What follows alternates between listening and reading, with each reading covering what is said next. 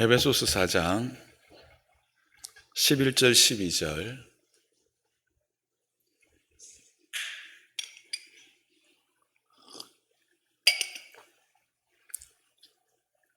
합독하겠습니다. 시작.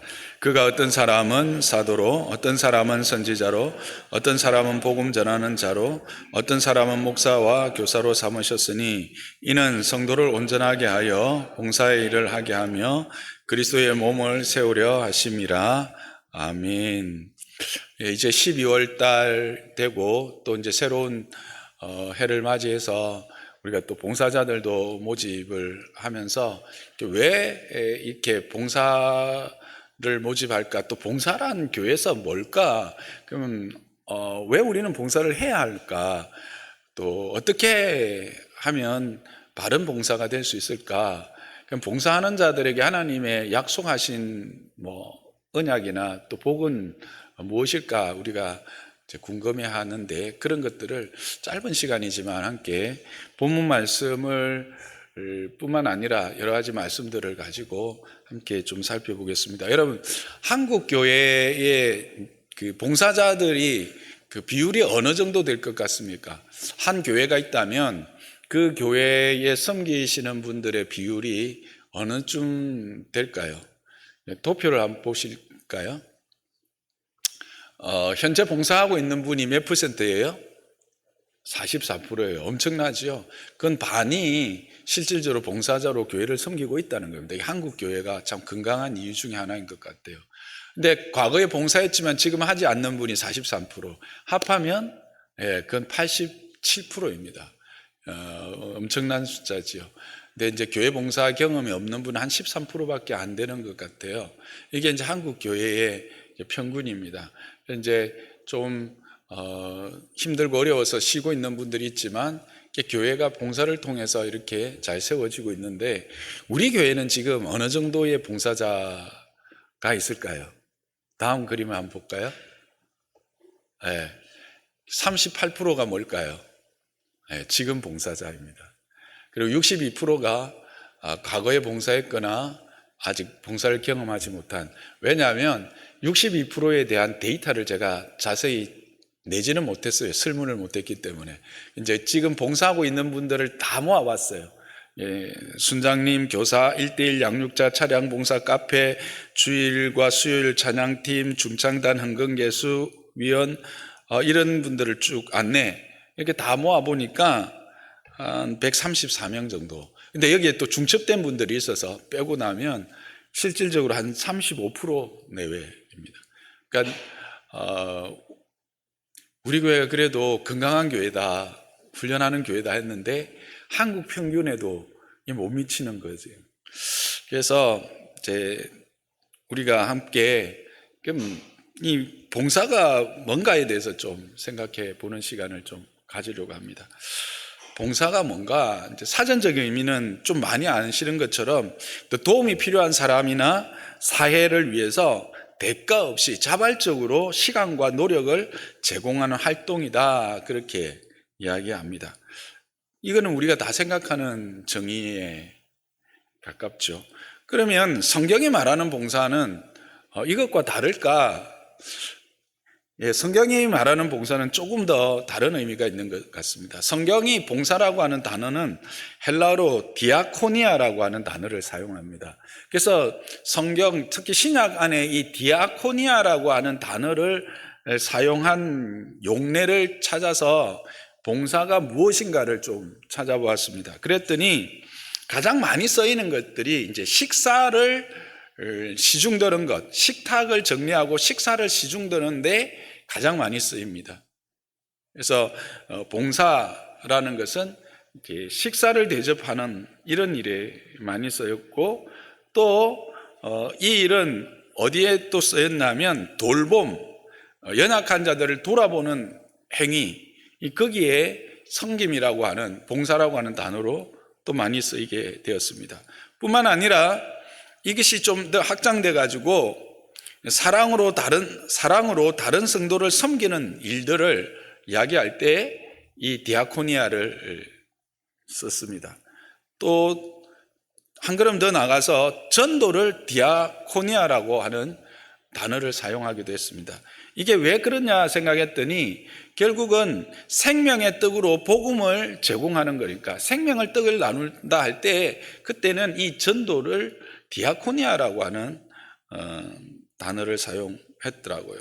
그 다음에 또 교회 안에서 어떤 직분을 행하는 것, 뭐 사도, 전도인, 목사, 또 집사 이런 어떤 의무를 수행하는 직분을 수행하다라고 하는 의미로도 디아코니아를 쓰고 있었어요. 뿐만 아니라 교회를 위한 헌금을 이렇게 모으는 일도 디아코니아라고 쓰고 있었습니다. 여러분들이 아시는 것처럼 바울은 예루살렘 교회를 위해서 아시아에 있는 교회들에게 헌금을 이렇게 모아서 전달하는 내용이 있습니다. 그게 고린도후서 8장에 쭉 나오는데 그중에 8장 19절에 보면 이렇게 돼 있죠. 이뿐 아니라 그는 이렇게 이 헌금을 모으는 디도에 대한 이야기입니다. 하면서 여러 교회에 택함 받은 우리가 맡은 이렇게 돼 있죠. 이 맡은이라고 하는 것이 바로 디아코니아. 그렇게 해서 봉사, 우리가 이렇게 헌금을 받아서 다른 교회를 섬기는, 그러니까 교회를 결국 세우는 그 일에 행하는 것을 디아코니아다 그렇게 말하고 있었습니다. 그리고 오늘 우리가 읽었던 4장 에베소서 4장 11절에서 12절에 보면 특히 12절에 이 봉사의 일을 해서 뭐 하는 거예요? 그리스도의 몸을 세우는 것. 그리스도의 몸은 뭡니까? 교회입니다. 교회를 세우는 모든 전반적인 일들, 교회를 세우는 그 일을 바로 봉사라 그렇게 이야기하고 있는 겁니다. 그래서 교회를 세우기 위해서 섬기는 것, 연약한 자들을 사랑으로 돌보는 것, 그 다음에 전도를 하는 것, 그 다음에 직분자들이 자기의 역할에 맞는 직분을 행하는 것, 그리고 헌금을 함께 해서 또 연약한 자들과 교회대회 하는 일들을 함께 하는 것, 이 모든 것들이 뭐다? 봉사다라는 거예요. 그래서 결론적으로 교회 봉사는 뭐냐? 교회를 교회되게 하는 모든 일들이 바로 봉사다 그렇게 말하는 거예요. 그래서 궁극적으로 그리스도의 몸인 교회를 세워서 교회가 교회의 역할을 감당할 수 있도록 하는 것이 봉사다. 오늘날 많은 사람들이 교회가 교회답지 못하다라는 말을 그러면 역으로 뒤집으면 교회가 교회로서의 봉사의 일을 못하고 있다라는 거예요. 교회가 봉사의 일을 못하고 있다라고 하는 것을 우리는 알 수가 있습니다. 자, 그렇다면 우리는 왜 봉사를 해야 하는가? 뭐 그런 건 알겠는데 왜 그렇다면 봉사를 해야 할까? 누가복음 22장 24절에서 27절을 한번 보기를 원합니다. 이 내용은 제자들이 이제 예루살렘에서 서로 누가 크냐라 다툴 때입니다. 그럴 때 예수님이 24절에 이방인의 임금들은 그들이 주관하며 그 집권자들은 은인이라 칭함을 받는다. 즉 그들은 뭔가 자기들이 집권해서 권력을 가지고 그 뭔가를 나누어 주는 것들을 통해서 당신이 나의 정말 은인입니다. 이런 칭송을 받는 것으로 높아지지만 너희는 어떻다? 그렇지 않다라는 거예요. 26절. 너희는 그렇지 않다. 하나님의 나라는 큰 자는 젊은 자와 같고, 젊은 자와 같다라는 것은 열심히 일한다라는 거예요. 섬긴다라는 거예요. 다스리는 자가 는 섬기는 자와 같다라는 말로 다시 이야기하고 있습니다. 그래서 말씀하시기를 앉아서 먹는 자가 크냐 섬기는 자가 크냐 할 때 이 섬김이 바로 디아코니아입니다. 이 식사를 대접하는 걸 이야기하거든요, 여기서. 그래서 당연히 세상은 누가 큰 자예요? 앉아서 대접받는 사람이 크죠. 그러나 하나님의 나라는 그렇지 않고 나도 너희 중에 어떤 사람으로 있다? 디아코니아하는, 너희들을 시중 들고 너희들에게 음식을 먹게 하는 자로 너희 중에 있다라고 말씀하고 있어요. 결국 우리가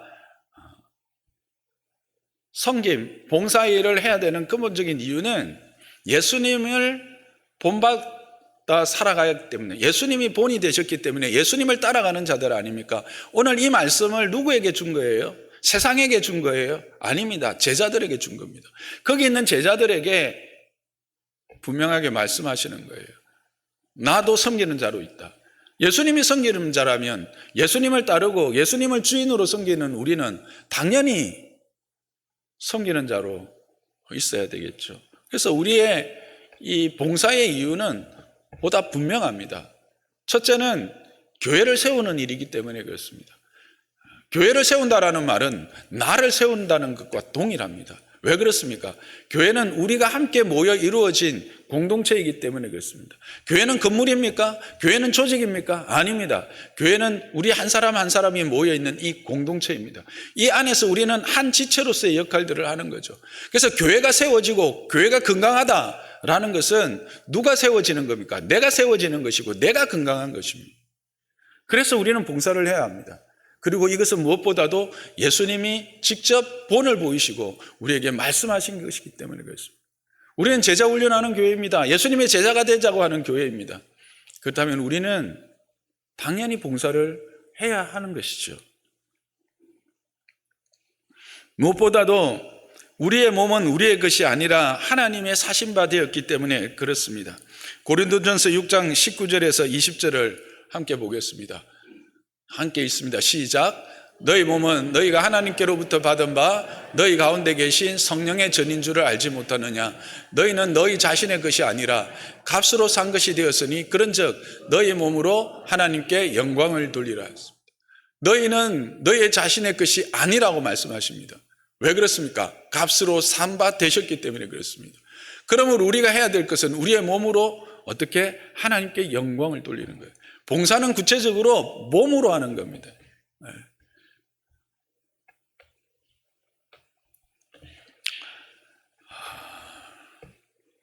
그러면 어떻게 해야 할까? 어떻게 봉사하는 것이 성경적 봉사인가? 베드로전서 4장 10절은 이렇게 우리에게 말합니다. 함께 읽습니다. 시작. 각각 은사를 받은 대로 하나님의 여러 가지 은혜를 받은 선한 청지기 같이 서로 봉사하라. 여기서 몇 가지를 이야기합니까? 첫째, 은사를 받은 대로 하랍니다. 두 번째, 선한 청지기 같이 하라는 겁니다. 셋째, 서로 봉사하라고 합니다. 여러분, 우리가 봉사할 때 첫 번째 원칙은 은사를 따라입니다. 여러분, 은사가 무엇일까요? 은사는 각 지체가 지체로서의 역할을 할 수 있는 능력입니다. 몸을 예로 들면 손은 손이 할 수 있는 일이 있습니다. 발은 발이 할 수만 있는 특별한 일이 있습니다. 눈은 눈이 할 수만 있는 특별한 일이 있습니다. 이게 바로 은사이지요. 그 은사를 따라 봉사해야 된다라고 합니다. 그런데 이 은사를 따라 할 때 이 은사가 가지는 몇 가지 특징이 있는 걸 우리가 알아야 합니다. 이 은사는 첫 번째, 하나님께서 은혜로 주신 선물이라고 하는 사실입니다. 야고보서 1장 17절을 함께 보겠습니다. 시작. 온갖 좋은 은사와 온전한 선물이 다 위로부터 빛들의 아버지께로부터 내려오나니 그는 변함도 없으시고 회전하는 그림자도 없으신다라고 말합니다. 자, 은사와 온전한 선물이 다 어디로부터 온다고 합니까? 위로부터 옵니다. 위는 어디입니까? 아버지입니다. 아버지는 누구이십니까? 하나님이십니다. 그래서 은사라고 하는 이 헬라어는 카리스마입니다.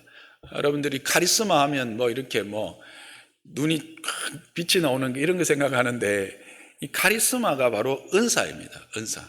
근데 이 은사는 카리토스라고 하는 은혜와 데우라고 하는 하나님의 합성어입니다. 그래서 하나님의 은혜가 바로 카리스마입니다. 그래서 여러분, 은사를 따라할 때 우리가 생각해야 되는 것은 이 은사는 하나님이 우리에게 은혜로 주신 선물이다라고 하는 것을 잊지 말아야 합니다. 그래서 봉사를 할 때 은사를 따라 한다라는 것은 특별히 하나님의 일하심의 원리를 따라 하는 것입니다. 이것이 하나님께로부터 온 거기 때문에 하나님의 일하심의 원리를 따라야 된다라는 거예요. 몸을 예로 든다면 손이 하고 싶은 대로 하면 어떻게 될까요? 이 이상한 거예요. 머리에 신호를 받고 머리가 하게 하는 대로 해야 되는 거예요. 내 은사를 따라 한다고 하니까 내가 좋아하는 것, 내가 하고 싶은 대로 하는 것, 이렇게 생각하시는 분들이 있는데 그렇지 않습니다. 자기가 하고 싶은 것을 하는 것이 아니라 하나님이 주신 그 재능을 하나님의 뜻대로 하는 거예요. 하나님이 기뻐하시는 대로 하는 거예요. 우리는 이걸 너무 쉽게 잊어버릴 때가 많습니다. 여러분 기억해야 합니다. 은사는 내 것이 아닙니다. 은사는 하나님께서 내게 주신 선물입니다. 그래서 나의 유익만을 위하여 사용할 수 없는 것입니다. 왜? 은사는 하나님께로부터 받은 것이기 때문에 그렇습니다. 그래서 은사는 자신만을 위한 것이 아니다라는 것을 분명히 기억해야 합니다. 그래서 은사의 또 다른 특징은 하나로 빛날 수가 없다는 것입니다.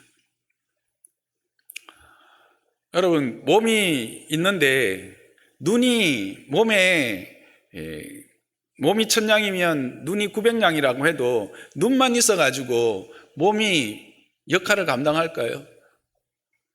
못합니다. 눈이 입이 없고 귀가 없고 손발이 없으면 내장이 없으면 눈이 아무런 역할을 못해요. 하나로는 빛날 수가 없다는 사실입니다. 아무리 그 은사가 뛰어난 은사고 그 은사가 특별한 은사라고 해도 은사는 그 하나만으로 결코 빛날 수 없습니다. 음악을 예로 한번 들어볼까요? 여러분 이렇게 반주하시는 분들이 있습니다. 악기 연주하시는 분들이 있습니다. 근데 여러분 아무리 악기 연주를 잘해도 악기를 만들어주는 사람이 없으면 어떻게 될까요? 아무런 의미가 없습니다. 자기가 연주를 잘하는지도 모를 거예요. 자기가 거기에 재능이 있는지도 모를 거예요. 또 아무리 악기를 잘 만들면 연주하는 사람이 없으면 어떨까요? 그러니까 아무 소용이 없는 거죠. 제가 이렇게 설교를 하고 있습니다. 사람들이 저를 설교를 좀 한다고 합니다. 아무리 제가 설교를 잘해도 들어줄 수 있는 성도들이 없으면 의미가 있습니까? 없습니다.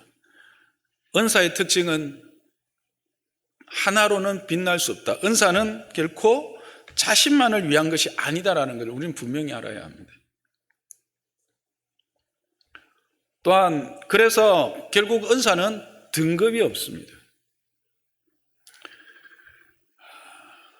세상에는 은사에 등급이 있습니까? 없습니까?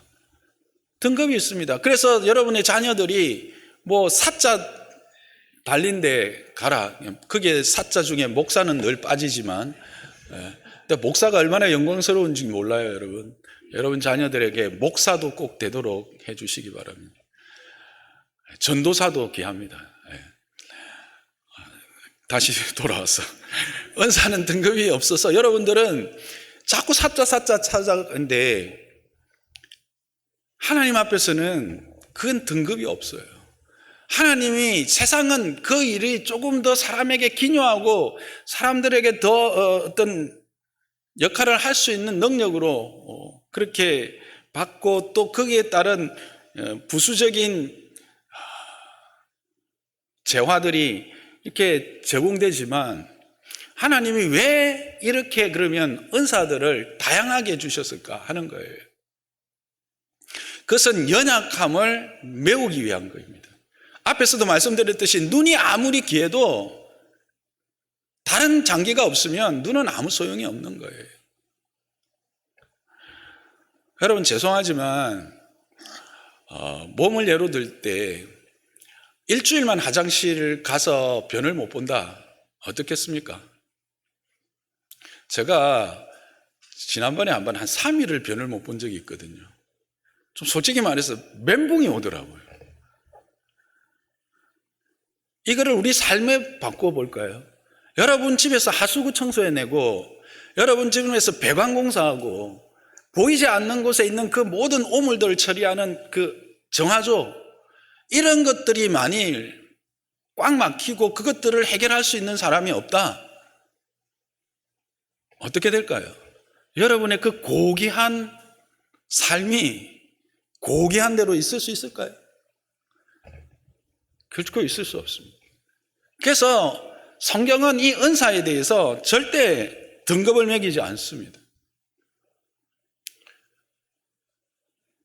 뭘 이야기하느냐 하면 부족한 것을 채워서 하나님의 나라는 평등하게 하는 것입니다.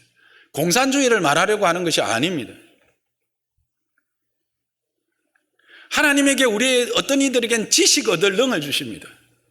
하나님이 어떤 이에게는 재능, 물질 얻을 능도 주십니다. 하나님에게 어떤 분들은 잘 수리하고 고치는 그런 손재주도 주십니다. 그건 뭘까요? 서로가 서로의 필요를 채워서 함께 풍요함을 누리게 하려는 거예요. 어떤 이들은요, 아무리 수고해도요, 하나 조리 못해요. 제가 이 은사 체크를 해보면요, 제가 이 수리하거나 이런 은사가 거의 빵점이 나오더라고요. 그러니까 저는 누군가 옆에 따라와가지고 고쳐주고 이렇게 안 만져주면 아무것도 못해요. 근데 어떤 분은 그런 건 잘하는데 저처럼 이 설교를 못하는 분들이 많잖아요. 그래서 저는 설교하는 거예요. 그분들은 또 저를 도와서 하는 거죠. 이게 바로 은사의 동력입니다. 그래서 서로 은사를 따라 봉사하게 되는 거예요. 서로의 상호성김이에요.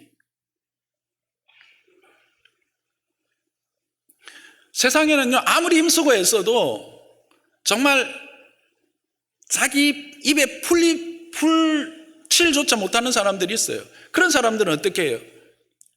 재물 얻을 능이 있는 사람들이 그런 것들을 해서 나누는 거예요. 그래서 은사는 경영의 능력, 과학적 자질, 기획하고 집행하는 능력, 창의적 능력, 정리하고 정돈하는 능력, 언어적 감각,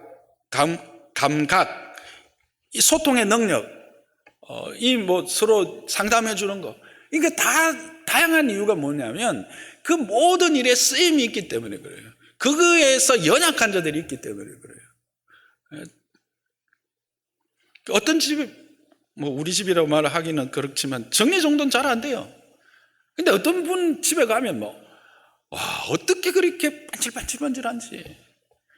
오히려 저는 그게 좀 불편해요. 좀 널려 있는 게 편하긴 한데.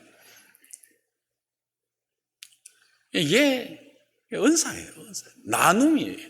그래서 상호 섬김이 없이는 이 은사는 의미가 없다는 것. 이게 특징이에요. 그래서 결국 등급이 없다라고 하는 거예요. 동시에 은사는 하나로 고정되어 있지 않아요. 이게 무슨 말이냐면 입을 예로 들어볼게요. 입이 하는 가장 중요한 일은 뭘까요? 먹는 거죠. 먹고 섭취해서 이제 1차적으로 이렇게 씹어서 소화를 위한 준비 작업을 하는 거 이제 삼켜서 이제 음식물을 공급하는 데 아니에요. 근데 코가 막히면 어떻게 해요? 입으로라도 숨을 쉬어야 돼요. 아무도 안 웃네. 이게 무슨 말을 제가 하려는지 아시겠죠? 그러니까 우리가 어떤 교회를 봉사하다 보면 제가 그거는 제 은사가 아니에요 하는 때가 있어요. 근데 은사는 아니지만 할 수 있는 일이 있다는 거예요. 교회에 꼭 필요한 빈자리가 있으면 내가 그게 내 은사가 100이 아니라도 50만 되더라도 그 일을 나는 감당할 수 있으면 감당함으로 그 공동체가 서가는 거예요. 그래서 은사는 때로 하나에 고정되어 있지 않다는 것을 우리는 기억해야 돼요. 중요한 거라서 다시 한번 하겠습니다. 은사는 뭐라고요? 하나님의 선물이라는 거예요. 그래서 하나님의 원리에 따라서 이 은사를 사용해야 돼요. 그래서 은사는 자신만을 위한 것이 아닙니다. 유기적입니다. 그래서 등급이 없습니다. 뿐만 아니라 하나로 고정되어 있지 않다라고 하는 사실을 우리는 기억해야 합니다. 이렇게 은사를 따라 우리가 섬겨야 되고, 두 번째 원리는 청지기 같이, 어떤 청지기? 선한 청지기 같이 섬겨야 된다고, 봉사해야 된다고 말하고 있습니다. 청지기라는 말을 요즘은 참 생경할 거예요. 여러분들이 생소할 거예요. 집을 관리하는 사람 중에서 총무, 총괄하는 자를 이야기합니다. 당연히 이 사람은 주인으로부터 신뢰를 받겠죠.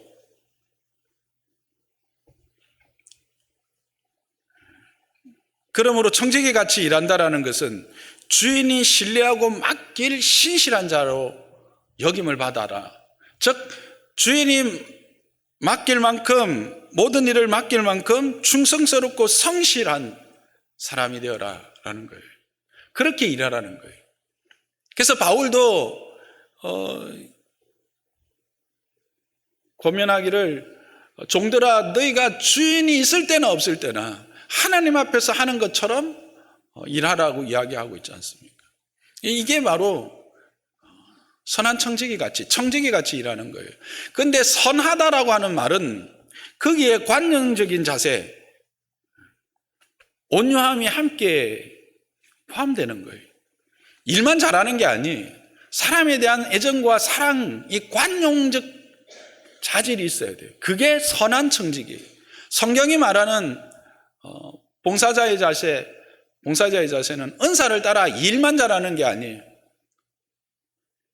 선한 청지기. 저와 여러분이 이 은사를 따라 일하고 선한 청지기와 같이 일하는 하나님의 사람이 되기를 주님의 이름으로 부탁합니다. 그러면서 이 일을 할 때 우리가 시험이 들 때가 있어요. 원망할 때가 있다는 겁니다. 그래서 베드로전서 4장 9절은 서로 대접하기를 원망 없이 하라, 그렇게 말하고 있습니다. 이 일을 하다 보면 사람의 일이라 원망이 생겨요. 그럼 어떻게 하면 원망 없이 할 수 있느냐? 11절에 이렇게 말하고 있습니다. 만일 누가 말하려면 하나님의 말씀을 하는 것 같이 하고, 누가 봉사하려면 하나님이 공급하신 힘으로 하는 것 같이 하라. 이는 범사에 예수 그리스도로 말미암아 하나님이 영광을 받으시게 하려 함이라. 그렇게 말해요. 뭐 하라고요? 하나님이 공급하시는 힘으로 하는 거예요. 이 말은 봉사는 은혜로 한다라는 거예요. 그래서 여러분들이 봉사하다가 원망하는 마음이 생기세요? 사람에 대해서 원망이 되고 하나님에 대해서 원망이 되세요? 그러면 여러분 그때 생각하시기 바랍니다.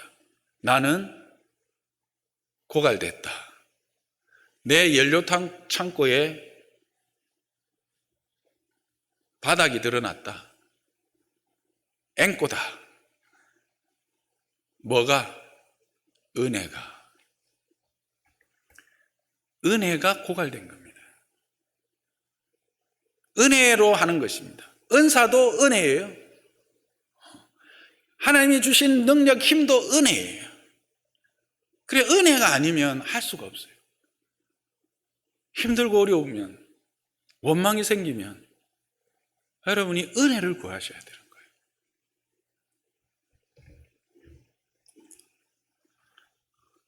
그러면 이렇게 봉사하는 자들은 하나님이 어떤 약속을 하고 계실까? 히브리서 6장 10절에서 12절을 함께 보겠습니다. 시작. 하나님은 불의하지 아니하사 너희 행위와 그의 이름을 위하여 나타난 사랑으로 이미 성도를 섬긴 것과 이제도 섬기고 있는 것을 잊어버리지 아니하시리라. 우리가 간절히 원하는 것은 너희 각 사람이 동일한 부지런함을 다내어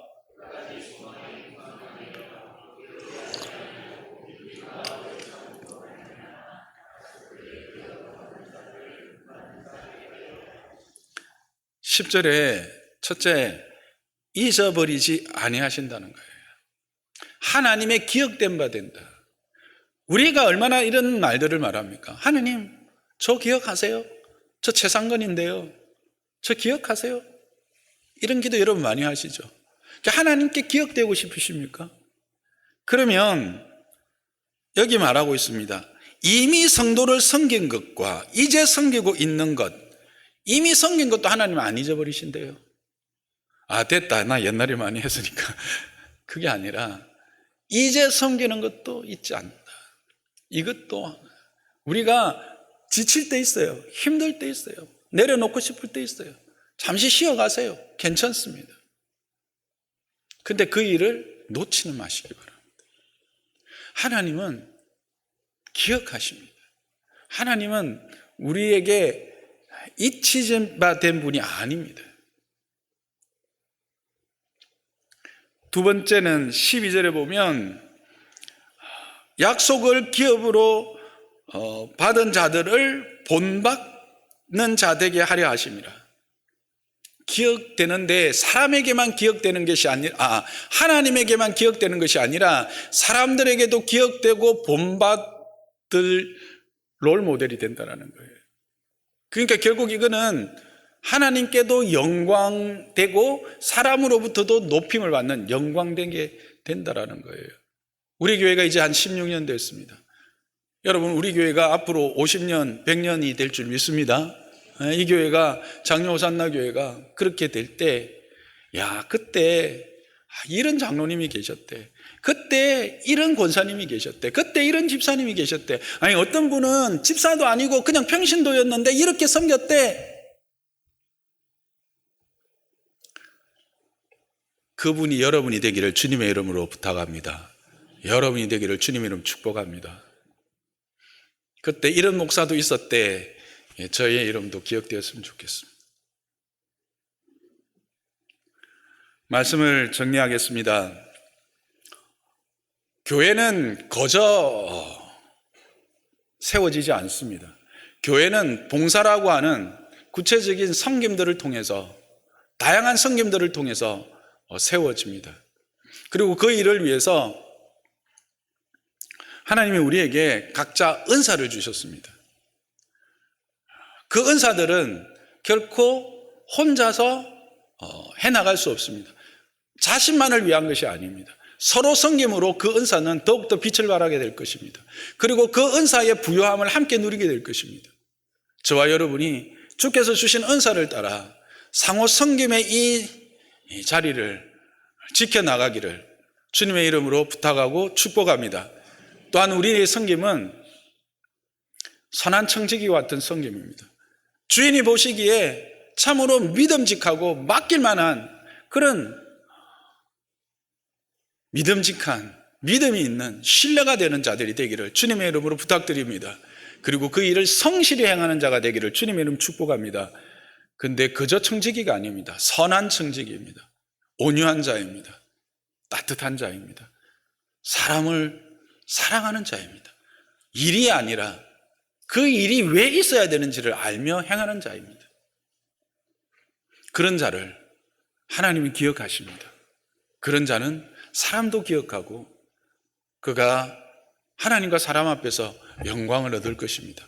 저와 여러분의 믿음의 여정이 이와 같은 영광으로 채워지기를 주님의 이름으로 축복합니다.